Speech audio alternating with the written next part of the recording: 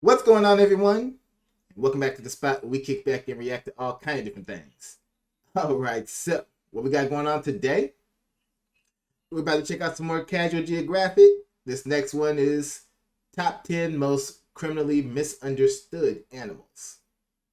All right, well, let's check this out. See what he has on this list for us today. Let's go.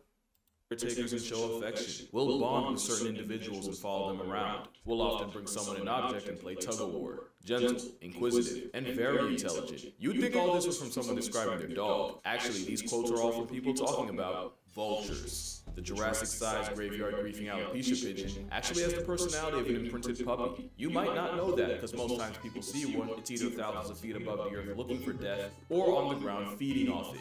Truth is, the vulture just might be the most generationally misunderstood bird, and in the spirit of Earth Day, I'm going to be talking about the top 10 most maligned and honestly reputationally screwed over animals. In my biased opinion. You can't please everyone, but I like my list, so let's get into it. Starting off, it's not hard to see how vultures got done dirty. It's pretty hard to earn public favor when you dive bowels deep in a bloated buffalo for a living. Then you add the fact that they'll leak liquid nasty all over their legs to stay cool, projectile vomit in self-defense, and in a world of pretty privilege, vultures have a homely handicap. But anyone who's worked with them will swear by how smart they are. They're arguably the smartest birds that aren't corporate. Smart but gross. That's why they got that reputation. They did that to themselves. I'm sorry.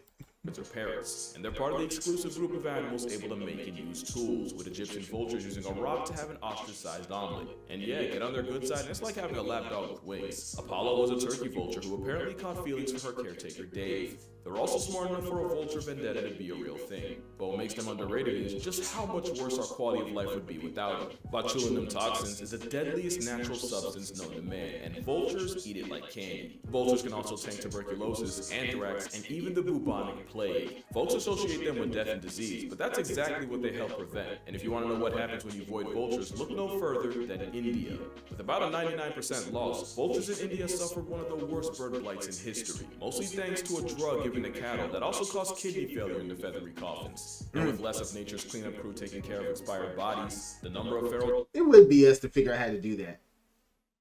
These birds are capable of eating literal diseases, and their digestive system can handle it, and they basically are doing their work to help clean up, the trash. Yet somehow we come up with a drug that their bodies can't handle.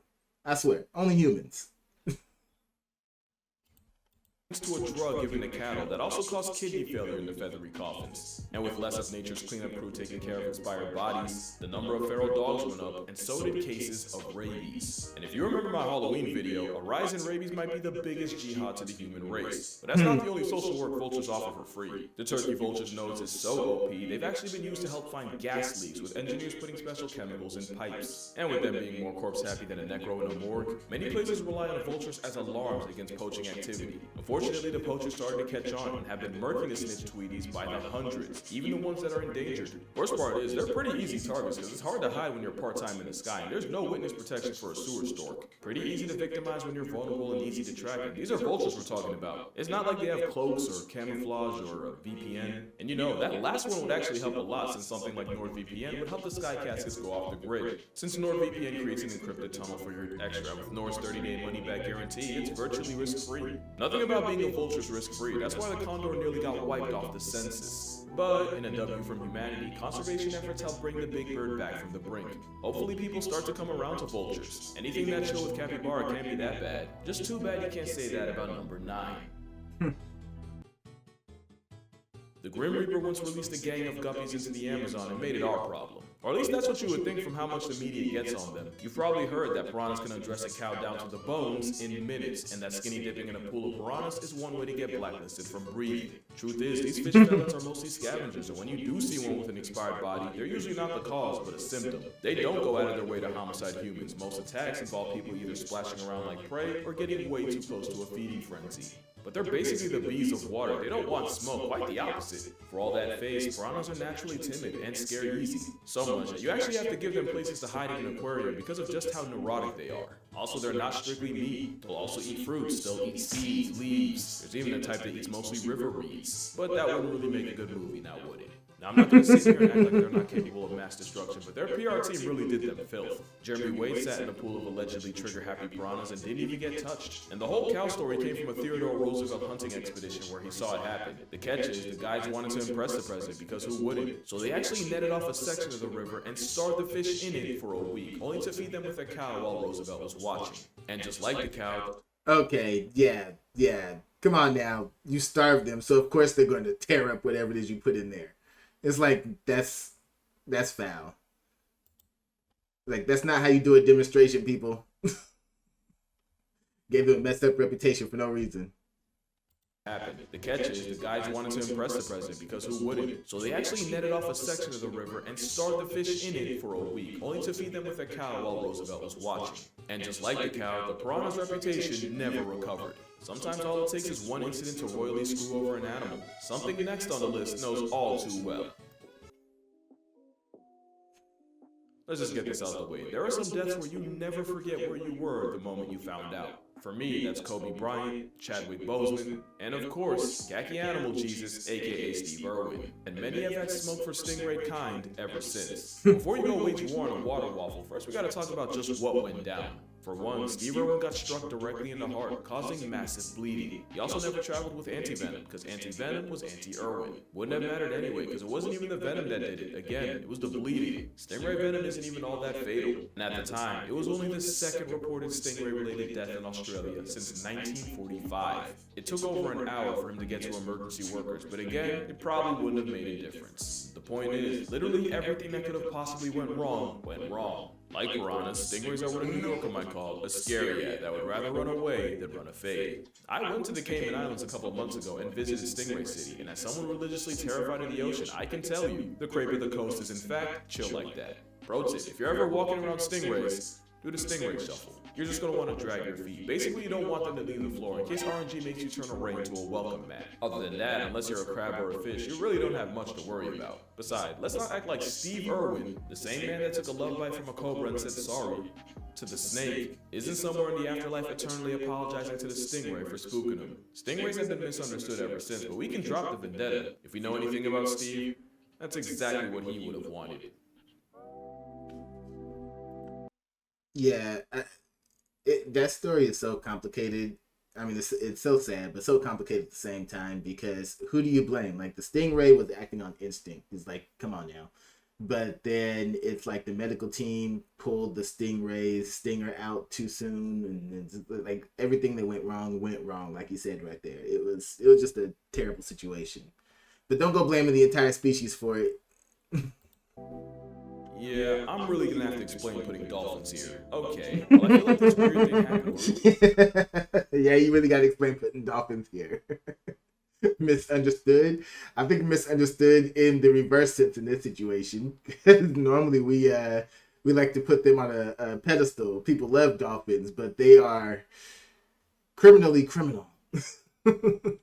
We went from Not criminally to finding misunderstood. out dolphins take that title seriously. So much that we ended up overcorrecting. And I personally and publicly talked endless amounts of shit. Don't get me wrong, the facts I said, I'll say again, and I'll say it with my chest. But me calling them water Weinsteins or homicidal hot dogs or a blowhole bandit, nah, that's actually still crazy. But that's just me anthropomorphizing. I don't actually think they're evil. It's fun to treat them like humans, but they're still just wild animals doing what comes naturally. It's just that what comes naturally often involves them naturally. Actually, I should never mind. Look, with intelligent animals, there's always going to be duality, and I don't even need to say it. I just have to show you these two articles. But dolphins can be wholesome too. Like the same way parents will baby talk a toddler, mother dolphins actually do with their calves. They'll also sing to their baby before it's even born to teach them to recognize the sound of its mother's voice. We also found out that dolphins in a pod will often go out of their way to make less noise so to not confuse the calf in the oven. And when it's out, being a helicopter parent means mama dolphin won't sleep for up to a month straight. There's also decent evidence that dolphins get excited around pregnant women because they can detect the fetus and understand the implication of new life. And of course, there are stories of dolphins saving people from drowning and sharks. Hey man, I'm not going to stop. I'm still going to get my jokes off whenever I can. I just feel like because they're so smart, people make the mistake of holding them to human standards, which is pretty unfair considering a lot of humans don't even reach those. Dolphins aren't True.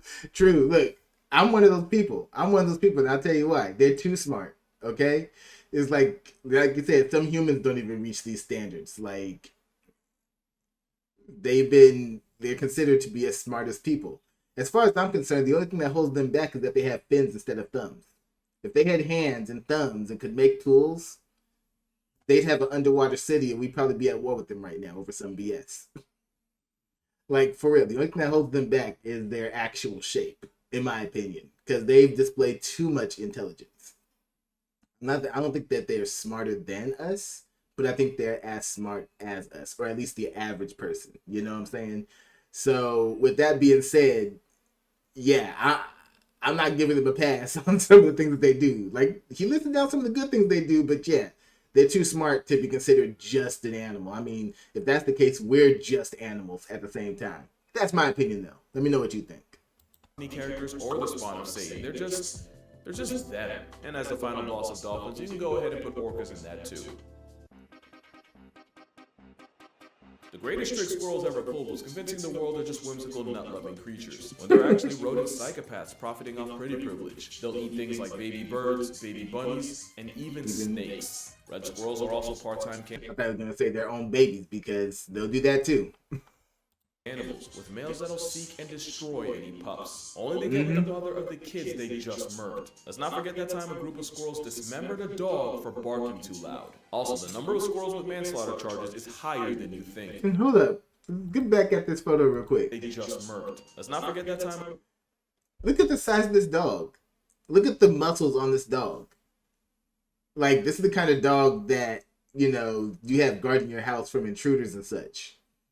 It's like, a dude breaks into your house, sees this dog, he's running away. But this team of squirrels took this dog out. Like the headline here, they literally gutted the dog. Oh man, that is crazy. It makes you reevaluate which animals you should fear and which ones you shouldn't.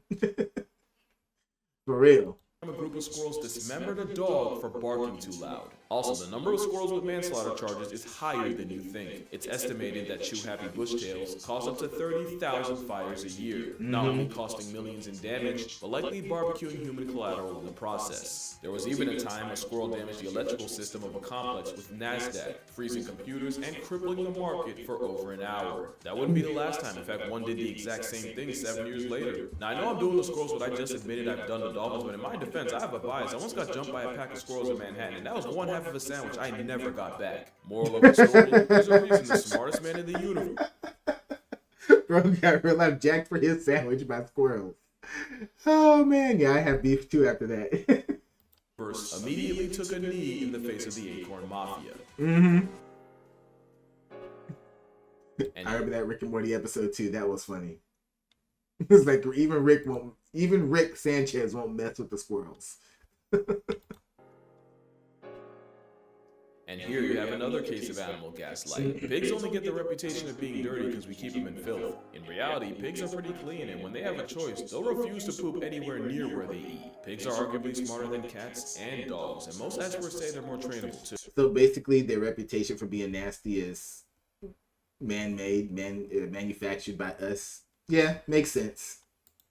They somewhat passed the mirror test, and some were even taught to play video games. In '98, Lulu the Potbelly saved her owner from a near-fatal heart attack by rushing out into the road and playing dead until she could get someone's attention and lead them back home. I also feel like we forget how well pigs did without us, and from the Red River hog of the Congo, to the pygmy hog of India, to the bearded Borneo pig, the swine smart enough and adaptable enough to live virtually anywhere. On a dolphin-type beat, mother pigs will often sing to their piglets while nursing, and speaking of piglets, they can recognize their name at only 2 weeks old. You can argue pigs are everything we value in an animal. They're intelligent, they're affectionate, they're super trainable. Because they were bred for food, they got big screwed. Look, I'm not gonna virtue signal. You can give me 101 facts on cows, I'll probably still be out here door dashing McDonald's. But it's pretty critical what we did to the pig's PR. Put it this way, this guy would have been by far the smartest character in the barnyard. They deserve way better than what they've gotten. And I'm not saying you have to give up bacon. All I'm gonna say is, according to cannibals, the closest tasting thing to human meat is pork. I'm gonna let y'all meditate on that. Yes, I've heard that too. I've seen a lot of documentaries on a lot of different stuff, so I've heard quite a few things. And so yeah, I have heard that quote before, saying by those when they do those criminal interviews and they get to the dude who's a cannibal, Yeah, I've seen that. And yeah, it's creepy hearing them say it because you know that they perform the act. But I mean, at the end of the day, they would be the ones who would know, right? Oh man. But at the same time, it's like food is food. It's like how many things taste like chicken? You know? I feel like our taste buds aren't as diverse as we would want them to be.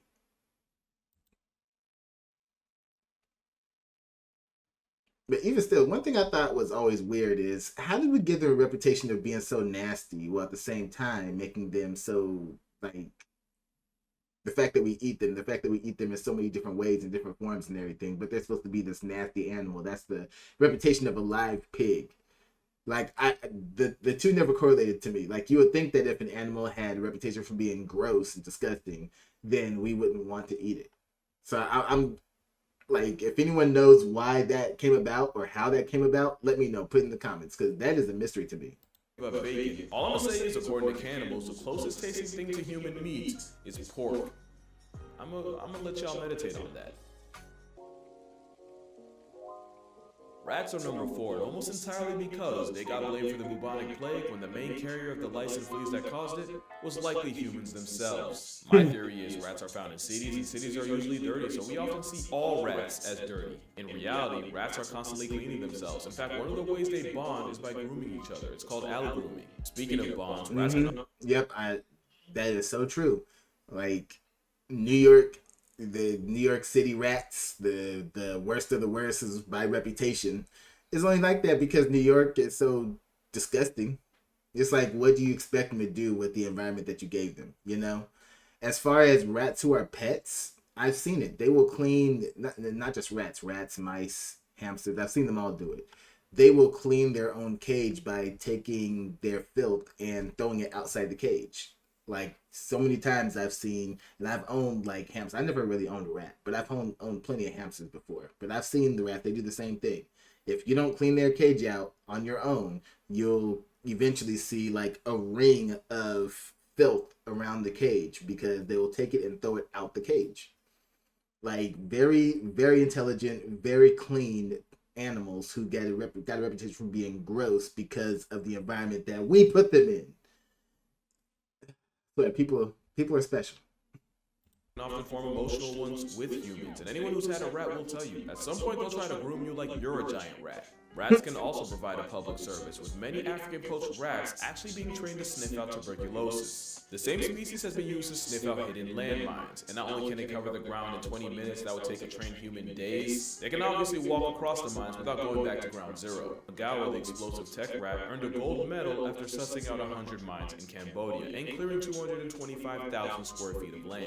He's not the only heroic rodent. There are several stories of rats saving owners from house fires where they easily could have hightailed it. You know, if it wasn't for the bad PR, rats just might be the top pet. Only bad side with them is they have short lifespans, and your feelings will get hurt. Mm-hmm. I know for hamsters it's like a year to 2 years. What's rats again? Depending on species, is in like 3 or 4 years or something like that. That's still a pretty short lifespan. Long enough to get really attached, just not long enough to satisfy. He's like, why? It was too soon. No, it was their lifespan. It was too soon for a person, not too soon for them. You know, the fact that this is the only animal that needed a trigger warning is enough to put... Yeah, trigger warning. I'm going to have a hard time looking at this. Y'all already know from my other videos in the past that I'm an arachnophobic, so we're going to get through this. Spiders at third. Now, I'm not going to downplay arachnophobia like I didn't used to backpedal the pigeons, but spiders are a great example of bark being... Yeah, you better not downplay arachnophobia. I'm just like, I don't care what you have to say about this on their PR. I know the things that are good for the environment. I still keep them things the hell away from me. All right? Worse than their bite. Take the tarantula. They're like the granddaddy of arachnid anxiety, but not only is their venom about as bad as a bee's sting, not only are they so fragile they can literally explode if they fall a couple feet. Unlike bees, there's no record of tarantula venom terminating a person. Of course, there's thousands of types of tarantulas, and some are more of a jihad than others. But then you have the ones that adopt frogs as nannies, with the frog eating all the insects that could grief the spider's eggs, and the frog getting an 8-legged bodyguard. Truth is, there's about 50,000 species of spiders seasoning the earth, and less than 0.1% of them are a legitimate threat to your life. And that doesn't include the smallest spider in the world, the patou de bois, or jumping spiders, which are literally... Look, I don't care. I don't care. I don't care what percentage of them are deadly. They're all creepy to me. I don't care how much personality the jumping spider has or anything else like that. No. No.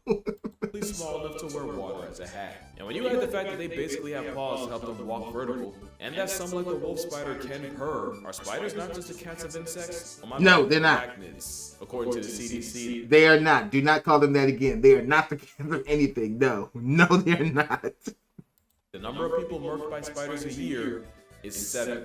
You're more likely to get slept by a vindictive vending machine. Okay, you're not impressed. How about this? Spiders eat up to 800 million tons of insects that could otherwise destroy crops. If Thanos had beef with spiders, not only would there be way less food, it would be stupid expensive. You can thank spiders for a 4 for 4 not setting you back 400. Not to mention all the pesticides we need to stay alive would ironically turn the Earth into a disaster movie. Look, I'm not saying you got a cape for spiders. I know I'm biased. In fact, bias is probably why the next animal's number 2. Yeah, move on to the next animal. I'm biased in the other direction. Like, no. I know what they do for us. I know the benefits of keeping them in existence, but just keep them off my property. Which I can't even do. Freaking daddy long leg spiders, and I didn't kill 2 black widows since I moved in here. Keep them away. I love Lion King, but they'll forever catch smoke for convincing an entire generation that hyenas are, well, that. Hyenas got profiled as scavengers when up to 95% of what they eat is something they can get credit for killing. Gaslight goes crazy because the literal Lion King poaches more food from hyenas than hyenas hoe lions. And since the Laugh Happy Vice Trap eats every part of it. Well, the Lion King was a fantasy scenario. Like, they actually had it like, you know, the animal kingdom is full of harmony and stuff, and only certain animals disrupt it. Like, no, there's no harmony. It's all a fight for survival. Let's be real about it. An animal. Like land vultures, the world would be a much nastier place without the meerkat on a bulk. Everyone wanted shit on the garbage man until he quits and leaves you with the shit. But honestly, it's the stupid part that gets me heated. In experiments, spotted hyenas actually perform better in cooperative problem-solving tests than chimpanzees. You know, the chainsaw with thumbs we share 98% of our DNA with. Hyenas are way smarter than they get credit for. Take Waffles, for example. Waffles was a lady hyena in a clan, and at the very bottom of it, no less. And in just a year, she went from the dirt under the ladder to the alpha at the very top, and she didn't even have to fight for it. All she needed was the power of friendship. No, I'm serious. Waffles slowly made the right friends, built alliances with other low ranks, earned favor with some of the higher-ups, and before the ones at the top could even realize it, the hyena named Waffles had caused what scientists would later refer to as the syrup rising. And you'd think she'd go power hungry when she got the throne, but nah, the opposite. She never switched up on the ones that got her there, and there were even times where she helped feed the cubs of low-status moms. Because hyena hierarchy is more about social networking and climbing the corporate ladder than just running fades all day. See, you wouldn't know that from just watching Lion King, and while some are starting to come around to this giant malign mongoose, one movie ruined the last... Pretty much showing, they have a political system. They have their own political system for that to be possible. And she played the game well. And like I said, they started taking care of the people who helped her. Oh man. Now that's the movie that we need to see. The movie that's a Disney or a Pixar or whoever, Illumination. Somebody get on that. We need to see a movie about the hyenas' social order and their political structure. And we need to see the story based on this hyena, the underdog that made it up, became the queen or the matriarch. You wouldn't know that from just watching Lion King, and while some are starting to come around to this giant malign mongoose, one movie ruined the last animal's rep, damn near permanently. Are we gonna talk about sharks with Jaws? There was no way sharks were getting the #1 spot. Really, any way you look at it, we did this overgrown grief guppy grinding. How about the fact I had a feeling it was like one movie, and that was the first thing that popped in my head, Jaws, because oh man, that's the movie right there for like dangerous animals, Jaws.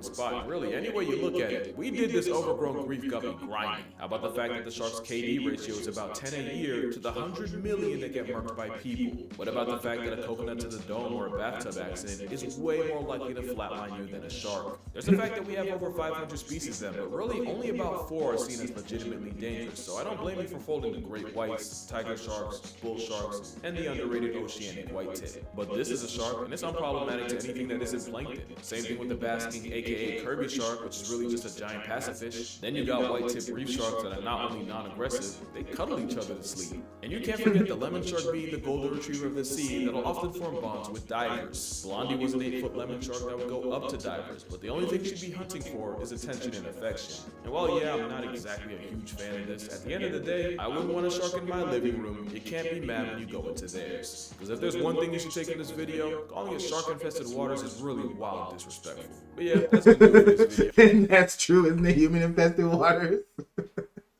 It's like we in their territory.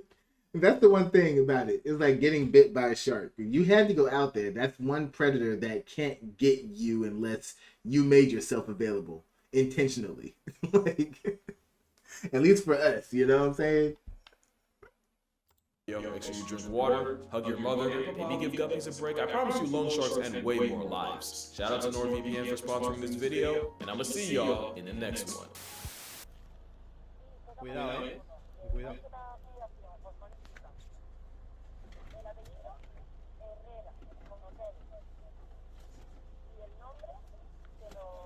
What's he got?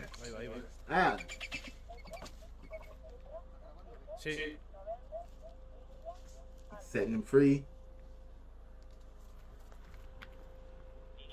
Ahora venga, a volar. ¿Eh? Ahí se queda. Awesome.